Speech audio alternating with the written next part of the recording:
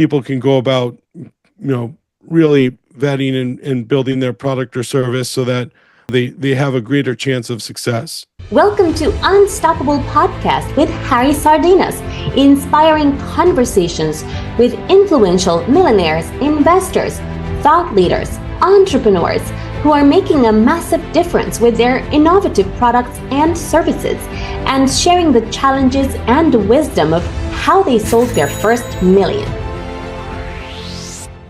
So tell us a little bit more why you decide to become a venture partner in this company.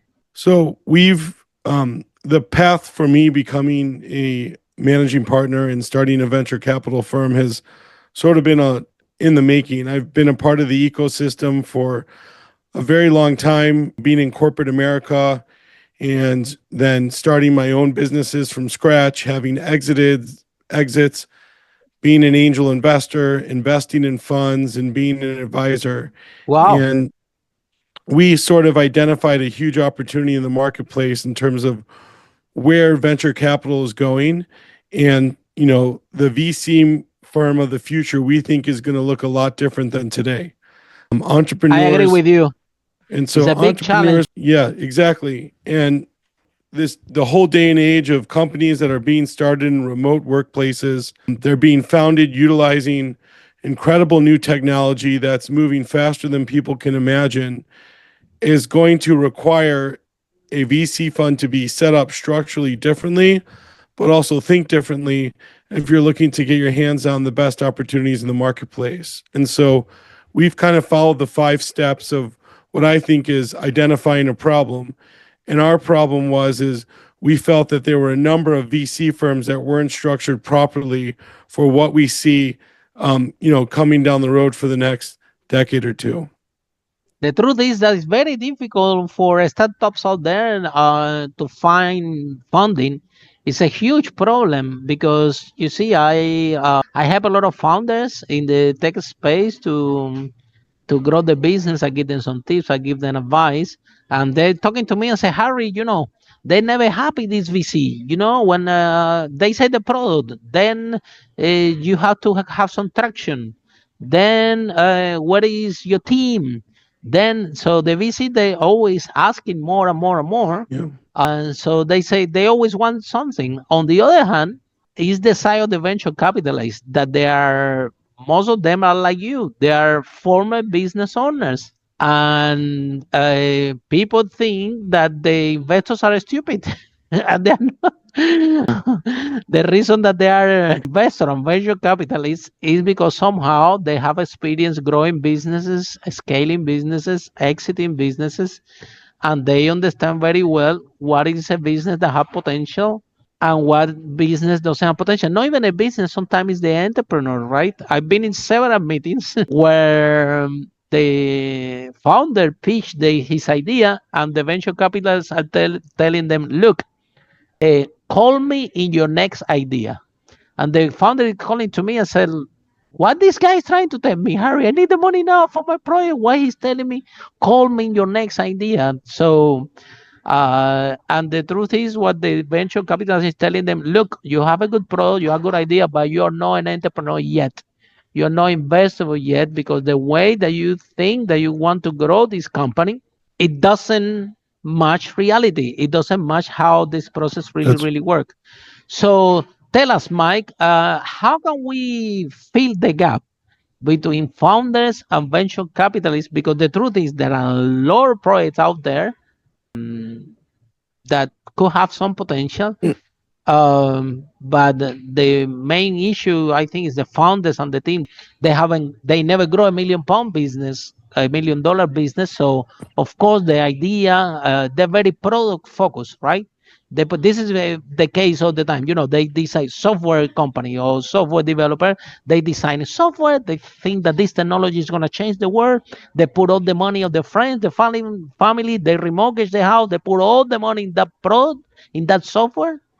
And then after they finish all the money, now they don't have not even $1 to show it to the market, to see the market wants to buy this on the first place. And now they are stuck with the big elephant and with no funds. And now they come to Mike to ask them for funding for sales and marketing. So what you do with this type of founder, Mike? Because that's Well, the there's problem. If you can help these people, you can help 90% of the right. startup community. Because that's what happened to a lot of people. Yeah, well, it's a big question to unpack. So let me start with the first part of it is truthfully, the gap's never going to be filled. And the reason why is that it's a lot easier to start a business than it is to exit a business. And so 100%. it just takes an idea and some capital. And then in today's day and age, as you look at technology and especially in AI, the cost to start some of these companies is actually being reduced significantly. And so you're going to see more ideas out in the marketplace. That's just what's going to It's happen as flooded, technology is going to actually. even evolve. And so that does make it very difficult because there's all these ideas, there's going to be more failures. And so it's up, venture capitalists and early stage investors. I mean, that's the challenge, right? Is how do you get your hands on the best ideas? And it's not easy. And so it's a whole process of understanding and you learning through experience of what it's not only a great idea, but it's who the entrepreneur, who's the team. And 100%, really Mike. from an entrepreneur perspective, just what you said before is anybody can start with an idea, think they're trying to solve a problem. But really the old adage is it really starts with the customer. So you have to, too many people, and this has happened over the course of time, you see this happen frequently. And if you read up on some of the best business minds, they'll always tell you, and you'll see their stories of how they've learned from some of their failures and then eventually figured out that in order to build their product or service, they have to start from the customer and work backwards. Too many people get excited about building something. They think they're solving a problem, but they're building something that resonates with maybe them and a couple of people. You need to build something that resonates with customers. And so that requires identifying the problem, listening to the customer, understanding what the solution might look like, and then working backwards and building that product or service. It's very easy to say, but it's hard to do. And so that's the one thing that you look for in some of these entrepreneurs that are building things. Because like I said, if someone gets their hold on a little capital, they have an idea, it is easy to start something in today's day and age. You can start things online, new AI technologies. There's so many businesses that you're able to start. You might be able to show a little bit of traction. And so what you alluded to earlier is that our whole investment philosophy actually is investing in repeat entrepreneurs. So my philosophy is I Great, love advising great, first-time great, entrepreneurs. great philosophy. We love investing in repeat entrepreneurs. And no Of disrespect to some course, of the first-time exactly. entrepreneurs that are out there because I've been there before. But you need to really go through that process first of starting a company, building a product or service, and understanding how that all works, how you bring in investors, how you structure a cap table, how you sell your product, because the training wheels have been dusted off once you're a first-time founder. And what you're going to do when you find your second company and your third company, you're going to take a much more calculated approach. You're going to know exactly what you need to do. You're going to build your company in a different way. You're going to bring on different people. You're going to give less equity to your marketing person. There's so many little things that first-time entrepreneurs do that may adversely affect their investors or minimize the potential for return. And so that's very important. It's very hard for a first-time entrepreneur to know all this stuff when they're getting into the first time.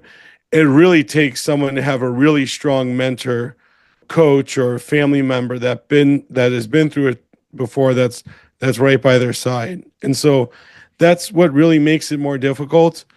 I don't know if the gap will ever be filled.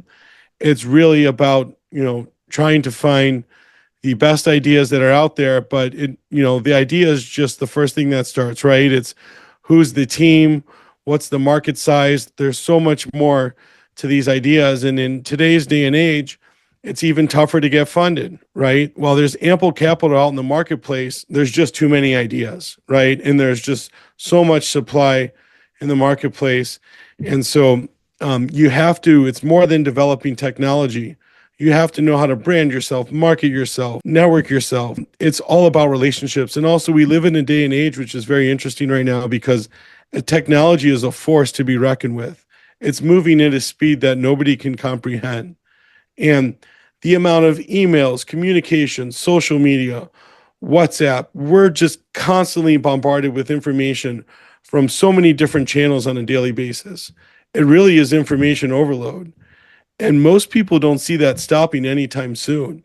And so if you look back from a founder perspective on what you can do to make yourself stand out, it's really creating genuine relationships. It's almost going back to the old school playback of creating, personal relationships. Your personal network is more important than ever in today's day and age. And so how do you tap those resources? And when you do build strong personal networks, what's important for some of these entrepreneurs, especially when they're starting out early, is a lot of them, most people are scared to ask for help.